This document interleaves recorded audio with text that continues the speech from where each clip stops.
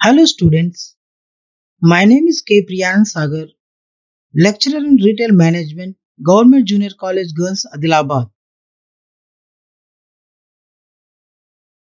Course Retail Management, second year, code 215, subject Retail Management, code 71,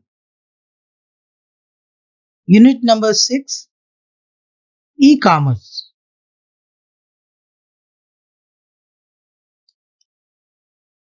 Students, now we are going to learn about definition of e-commerce.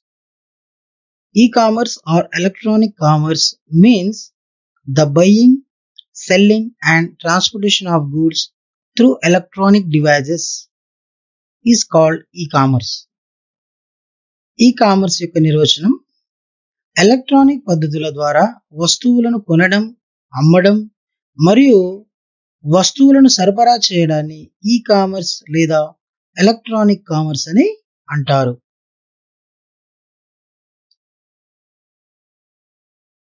Introduction of ఈ-రిటైలింగ్.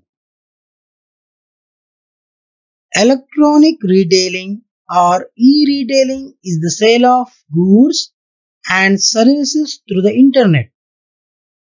E-retailing can include business to business, B2B and business to consumer, B2C, sales of products and services.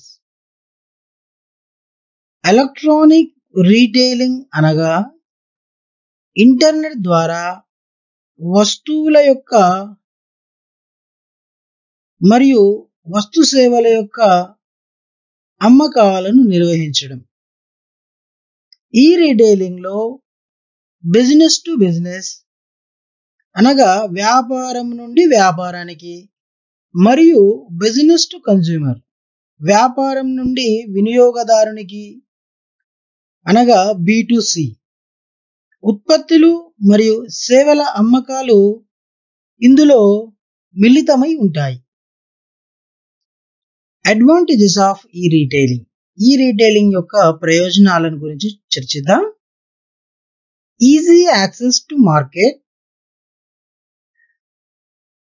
అనగా మార్కెట్లో సులభమైన ప్రవేశం. అంటే ఈ retailing లో మార్కెట్లో వస్తువుని ప్రవేశపెట్టడం అనేది చాలా సులభమైనది అని అర్థం. నెక్స్ట్, రెడ్యూస్డ్ ఓవర్ హెడ్స్ అనవసరమైన ఖర్చులను నివారించడం లేదా తగ్గించడం అని అర్థం. Next, potential for rapid growth వ్యాపారం అనేది వేగంగా అభివృద్ధి చెందడానికి అవకాశం అనేది ఈ రిటైలింగ్ విధానంలో ఉంటుంది. Next, widen your market or export ఇందులో మార్కెట్ను లేదా ఎగుమతులను విస్తృతం చేయడానికి అవకాశం అనేది ఉంటుంది. Next, that is last one, customer product intelligence అంటే వినియోగదారులకు వస్తువుల పట్ల వాటి యొక్క లక్షణాల పట్ల అవగాహన అనేది కలుగుతుంది. Students, now we are going to learn about e-marketing. E-marketing or electronic marketing is also known as internet marketing, web marketing, digital marketing or online marketing. E-marketing is the process of marketing a product or service using the internet. ఇక్కడ ఈ-మార్కెటింగ్ లేదా electronic marketing ను internet marketing, web marketing, digital marketing లేదా online marketing అని కూడా పిలుస్తుంటారు. ఈ marketing అనేది internet ను ఉపయోగించి ఒక ఉత్పత్తి లేదా సేవను మార్కెటింగ్ చేసే ఒక ప్రక్రియ. ఈ marketing not only includes marketing on the internet but also includes marketing done via email and wireless media. It uses a range of technologies to help connect business to their customers. అనగా ఈ marketing లో internet marketing మాత్రమే కాకుండా email మరియు wireless media ద్వారా చేసిన marketing అని కూడా దీనిని పిలుస్తుంటారు. వ్యాపారాలను వారి వినియోగదారులకు అనుసంధానం చేయడంలో సహాయపడడానికి ఇది అనేక రకాల సాంకేతిక విధానాలను ఉపయోగిస్తూ ఉంటుంది. ఇంపార్టెన్స్ ఆఫ్ ఈ మార్కెటింగ్ యొక్క ప్రాముఖ్యత. మోర్ కస్టమర్స్, ఎక్కువ మంది వినియోగదారులు, అనగా ఎక్కువ మంది వినియోగదారులు సంస్థలోకి ఆహ్వానించబడతారు. బెటర్ విజిబిలిటీ, మంచి దృశ్యమాన్యత. ఇంప్రూవ్డ్ లోకల్ ప్రెజెన్స్, మెరుగైన స్థానిక ఉనికి. ఇంక్రీజ్డ్ అథారిటీ, పెరిగిన అధికారం. హయ్యర్ క్వాలిటీ వెబ్సైట్ ట్రాఫిక్, అధిక నాణ్యత గల website traffic. In person visitors, వ్యక్తి సందర్శకులు. లాంగ్ లాస్టింగ్ రిలేషన్షిప్, దీర్ఘకాలికమైన సంబంధాలు. ఎకానమిక్ అండ్ కాస్ట్ ఎఫెక్టివ్, ఆర్థిక మరియు వ్యయ ప్రభావవంతమైనది. పర్సనల్ అండ్ కస్టమైజబుల్ మెజరబుల్, వ్యక్తిగత మరియు అనుకూలీకరించదగినది. Continuous sales 24 hours 7 days 365 days, నిరంతర అమ్మకాలు 24 గంటలు 7 రోజులు 365 రోజులు. Reach customers in distant geographical, సుదూర భౌగోళిక ప్రాంతాలలో వినియోగదారులను చేరుకోవడం అనేది చాలా సులభవంతమైనగా ఉంటుంది. Offer the right product to the right customer, సరైన కస్టమర్కి సరైన ఉత్పత్తిని ఆఫర్ చేయడం. The first purchase means a sustained relationship in the future, మొదటి కొనుగోలు అంటే భవిష్యత్తులో నిరంతర సంబంధాలను లేదా నిరంతరమైన సంబంధాలను కలిగి ఉండేదని అర్థం. Use of social media, social మీడియాను వాడడం అనేది ఇందులో ఈ మార్కెటింగ్ యొక్క ప్రాముఖ్యతలో అతి ముఖ్యమైన అంశం. Students, we are going to learn about e-marketing versus traditional marketing. The main difference between e-marketing and traditional marketing is the medium through which an audience encounters a marketing message. While traditional marketing uses traditional media like magazines and newspapers, e-marketing uses digital media such as social media or websites. Of course, traditional marketing does not mean its old passion. Traditional marketing still plays an important role in people's lives with the ever-growing need to step out of the e-marketing world. E-marketing మరియు సాంప్రదాయ marketing మధ్య గల వ్యత్యాసాలను పరిశీలిద్దాం. ఈ marketing మరియు సాంప్రదాయ marketing మధ్య ప్రధాన వ్యత్యాసం, ప్రేక్షకులు మార్కెటింగ్ సందేశాన్ని ఎదుర్కొనే మాధ్యమం. సాంప్రదాయ మార్కెటింగ్ పత్రికలు మరియు వారపత్రికలు మొదలైన సాంప్రదాయ మాధ్యమాలను ఉపయోగిస్తుండగా, ఈ మార్కెటింగ్ సోషల్ మీడియా లేదా వెబ్సైట్ల వంటి డిజిటల్ మీడియాను ఉపయోగిస్తూ ఉన్నది. సాంప్రదాయ మార్కెటింగ్ అంటే ఇది ఒక పాత విధానం అని కాదు, ఇది ఇప్పుడున్న ఈ మార్కెటింగ్ విధానానికి ఏమాత్రం తీసిపోకుండా ఇప్పటికీ ప్రజల జీవితాలలో తనదైన పాత్రను పోషిస్తూ వస్తున్నది. Telemarketing. Telemarketing is the direct marketing of goods or services to potential customers over the telephone, internet, or fax. Telemarketing may either be carried out by telemarketers or increasingly by automated telephone calls or robocalls. ఇక్కడ telemarketing అనేది telephone, internet లేదా fax ద్వారా సంభావ్య వినియోగదారులకు వస్తువులు లేదా సేవలను ప్రత్యక్షంగా మార్కెటింగ్ చేయడం అని అర్థం. టెలిమార్కెటింగ్ను టెలిమార్కెటర్లు లేదా ఎక్కువగా ఆటోమేటెడ్ టెలిఫోన్ కాల్స్ లేదా రోబోకాల్స్ ద్వారా వీటిని నిర్వహించడం అనేది జరుగుతుంది.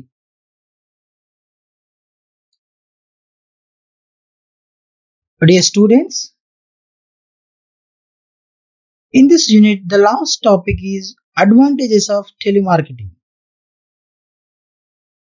The main benefit of using telemarketing to promote your business is that it allows you to immediately gauge your customers' level of interest in your product or service. Additionally, it allows you to do the following things. అంటే మీ వ్యాపారాన్ని ప్రోత్సహించడానికి టెలిమార్కెటింగ్ను ఉపయోగించడం యొక్క ప్రధాన ప్రయోజనం ఏమిటంటే మీ ఉత్పత్తి లేదా సేవపై మీ యొక్క ఆసక్తిని వెంటనే అంచనా వేయడానికి ఇది మిమ్మల్ని అనుమతిస్తుంది.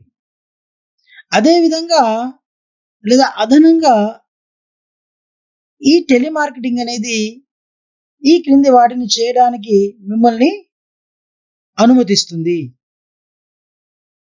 అందులో in this person to person contact, వ్యక్తికి వ్యక్తికి మధ్య పరిచయం. And the next one flexibility, means it is flexible for all.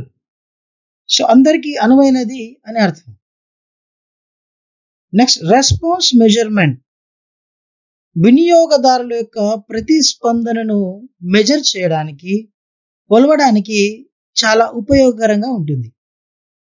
Create and immediate rapport with the customers, అంటే మన యొక్క వినియోగదారులతో వెంటనే సంబంధాన్ని సృష్టించడానికి ఇది అవకాశం అనేది కల్పిస్తుంది. And the next one explains technical issues more clearly. ఇది సాంకేతిక సమస్యలను మరింత స్పష్టంగా వివరిస్తుంది. And the last one immediate feedback on products or services.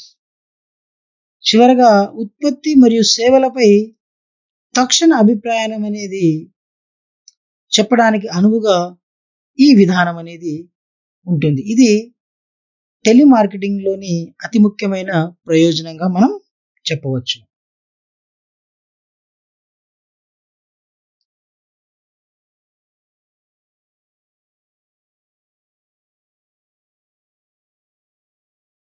అందరికీ నమస్కారం.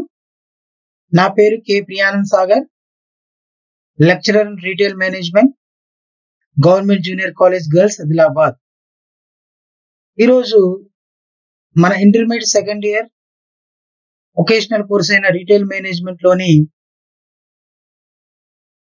ఎలిమెంట్స్ ఆఫ్ సేల్స్మెన్షిప్ అనే సబ్జెక్ట్ నుండి యూనిట్ నంబర్ 7 అబ్జెక్షన్స్ అనగా అభ్యంతరాలను గురించి ఈరోజు మనం చర్చిద్దాం. ముందుగా అబ్జెక్షన్స్, అందులోని అంశాలను గురించి పరిశీలిద్దాం. అబ్జెక్షన్స్ లో మొదటగా ఇంట్రొడక్షన్ ఆఫ్ అబ్జెక్షన్స్. ఇందులో మనం అబ్జెక్షన్స్ సంబంధించిన ఇంట్రొడక్షన్ మరియు దాని యొక్క అర్థం లేదా నిర్వచనాన్ని గురించి చర్చిద్దాం. అలాగే రీజన్స్ ఫర్ అబ్జెక్షన్స్, అభ్యంతరాలకు గల కారణాలు ఏంటి. 3 the type of objections, objections యొక్క రకాలేంటి, అభ్యంతరాలకు సంబంధించిన రకాలేంటి. Last one methods of handling customers objections, అంటే వినియోగదారులకు అంటే వారు వస్తు కొనుగోలు విషయంలో వాళ్ళకి ఎలాంటి అభ్యంతరాలు అనేవి ఏర్పడతాయి, వాటిని మనం అంటే ఒక అమ్మకందారుడిగా మనం వాటిని ఎలా హ్యాండిల్ చేయాలి, ఆ అభ్యంతరాలని మనం ఎలా అధిగమించాలి, వాటికి సంబంధించిన పద్ధతులను గురించి మనం చర్చిద్దాం. Introduction or definition of objections. Generally, the customers or prospectors raise their objections during or after the sales presentation. A salesman's ability or inability to handle the customer's objections determine his success or failure in selling. Therefore, the salesman must pre-plan and prepare well to resolve the objections of his customers. Sales resistance and objections are logical and expected part of the sales presentation.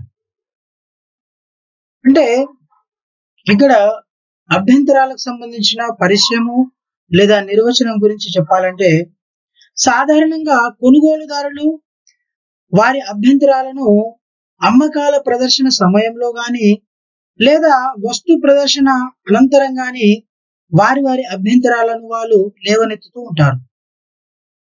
అమ్మకందారుడు లేదా అమ్మకందారుని సమర్థత లేదా అసమర్థత అనేది వినియోగదారుడి అభ్యంతరాలను పరిష్కరించడం అనే విజయాన్ని లేదా వైఫల్యాన్ని అమ్మకందారుడికి ఇస్తుంది.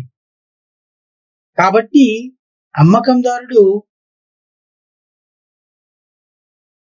వారి అభ్యంతరాలను అంటే కొనుగోలుదారుల యొక్క అభ్యంతరాలను వాళ్ళు వేసే ప్రశ్నలను లేదా అభ్యంతరాలను అధిగమించాలంటే తను ముందస్తుగా ప్రణాళికాబద్ధుడై ఉండాలి. అమ్మకాల ప్రదర్శనలో అమ్మకాల నిరోధకత అభ్యంతరాలు అనేవి తార్కికంగా ఊహించిన భాగాలుగా ఉంటాయి. రీజన్స్ ఫర్ అబ్జెక్షన్స్ అభ్యంతరాలకు గల కారణాల గురించి మనం చూద్దాం. Number 1 desire to avoid the sales interview అమ్మకాల మౌఖికతను నివారించడం. Number 2 failure of the salesmen to prospect and quality అమ్మకందారులో ప్రాస్పెక్ట్ మరియు నాణ్యత అనేది లోపించడం. Number 3 failure of the salesmen to recognise needs అమ్మకందారుడు కొనుగోలుదారుల యొక్క అవసరాలను గుర్తించడంలో విఫలమైనప్పుడు. Number 4 resistance to any change in consumption వస్తువులకు సంబంధించిన వినియోగంలో లేదా వస్తువులకు సంబంధించిన మార్పులకు సంబంధించిన వినియోగంలో ప్రతిఘటనలు లేదా నిరోధకతలు ఎదుర్కోవడం. Number 5 lack of information on the part of the prospects ఇక్కడ అంటే అమ్మకందారుడికి అమ్మకాలకు సంబంధించిన అభ్యంతరాలలో తను ఆ వస్తువులకు సంబంధించిన సమాచారం తన దగ్గర లేకపోవడం అంటే సమాచార లోపం అనేది అమ్మకందారులో ఉన్నప్పుడు ఇలాంటి అభ్యంతరాలు అనేవి ఏర్పడుతూ ఉంటాయి. Number 6 just as a matter of habit or custom అలవాటు లేదా ఆచారాలకు సంబంధించిన విషయాలు లోపించడం. Number 7 just a matter of negative reaction ప్రతికూల లేదా ప్రతిచర్యల లోపం. The above are the reasons for objections. Here we are going to discuss types of objections. Number 1 objection to delay action. For example, I have no money to buy now or I don't need the product now, etc. Objection to delay action అనగా వాయిదా వేసే లేదా ఆలస్యంగా ప్రతిస్పందించే అభ్యంతరాలు లేదా ఆలస్యం చేసే అభ్యంతరాలు అని అర్థం. ఉదాహరణకు వినియోగదారులు లేదా కొనుగోలుదారులు I have no money to buy now అంటే నా దగ్గర డబ్బు లేదని చెప్పడం, లేదా ఆ వస్తువు నాకు ఇప్పుడు అవసరం లేదనే మంచి ఉదాహరణ ఈ వాయిదా వేసే అభ్యంతరాలకు వర్తిస్తుంది. Number 2, produce objections. For example, objections relating to the nature, quality, durability, or utility of the product. ఉత్పత్తికి సంబంధించిన అభ్యంతరాలు అవి వస్తువుకు సంబంధించిన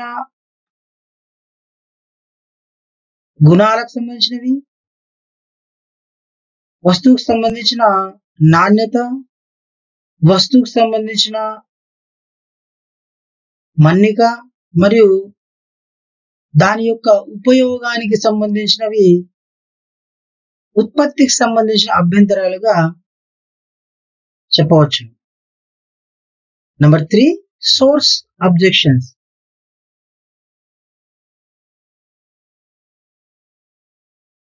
అనగా వనరులకు సంబంధించిన అభ్యంతరాలు. For example, objections relating to the new or stranger or unreliable manufacture. అంటే ఇలాంటి అభ్యంతరాలు అనేవి నూతన వస్తువుల విషయంలో, లేదా పరిచయం లేని వస్తువుల విషయంలో, లేదా విశ్వసనీయత లేని వస్తువుల విషయంలో ఇలాంటి అభ్యంతరాలు అనేవి వస్తుంటాయి. Number 4, service objections. For example, objections relating to non availability of pre-sales, non-availability of pre-sale services, etc.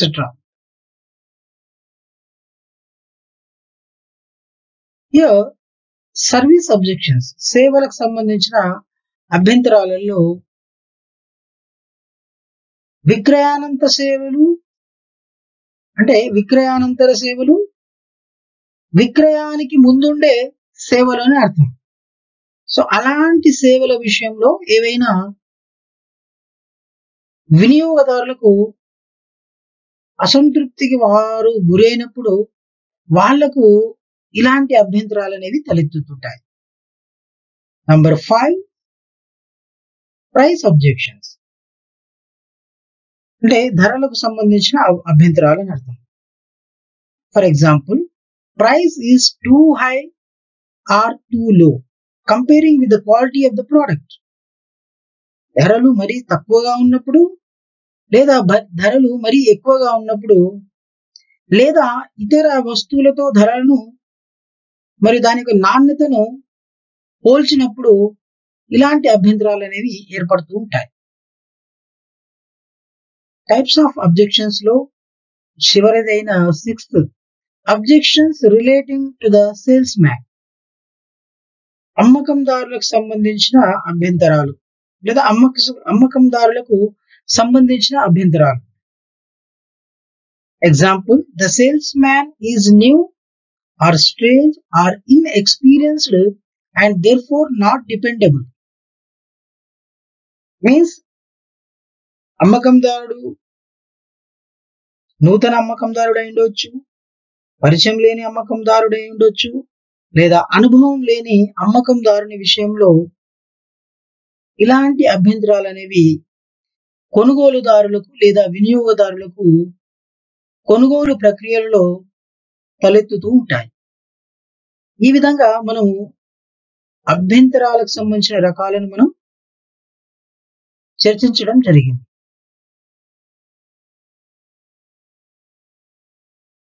అభ్యంతరాలలో చివరగా మెథడ్స్ ఆఫ్ హ్యాండ్లింగ్ అబ్జెక్షన్స్. అంటే అభ్యంతరాలను ఏ విధంగా ఎదుర్కోవాలి, వాటికి సంబంధించిన పద్ధతుల గురించి ఇప్పుడు మనం చూద్దాం. Number 1, the rebuttal or direct denial or contradiction method. ఖండన లేదా ప్రత్యక్ష తిరస్కరణ లేదా వైరుధ్యమైన పద్ధతి అని అర్థం. నంబర్ 2 ఇండైరెక్ట్ డేనియల్ మెథడ్, పరోక్ష తిరస్కరణ పద్ధతి. Number 3 question or counter question or interrogation method, ప్రశ్న లేదా ప్రతి ప్రశ్న లేదా విచారణ పద్ధతి. Number 4 superior point or compensation method, దీనిని మనం ఉన్నతమైన పద్ధతి లేదా పరిహార పద్ధతి అని కూడా అంటారు. నంబర్ 5 టెస్టిమోనియల్ మెథడ్స్, యోగ్యతా పత్రాల ఆధారంగా ఉండే పద్ధతి. నంబర్ 6 రీస్టేట్మెంట్ మెథడ్, పునఃస్థాపన పద్ధతి. Number 7 positive conversion or boomerang technique or translation method, సానుకూల మార్పిడి లేదా బూమెరంగ్ టెక్నిక్ లేదా దీనినే అనువాద పద్ధతి అని కూడా అంటారు. నంబర్ 8 వారంటీస్ అండ్ గ్యారంటీస్, వారంటీలు మరియు గ్యారంటీలు అంటే హామీలు అని అర్థం. And the last one, that is 9th one, pass up method.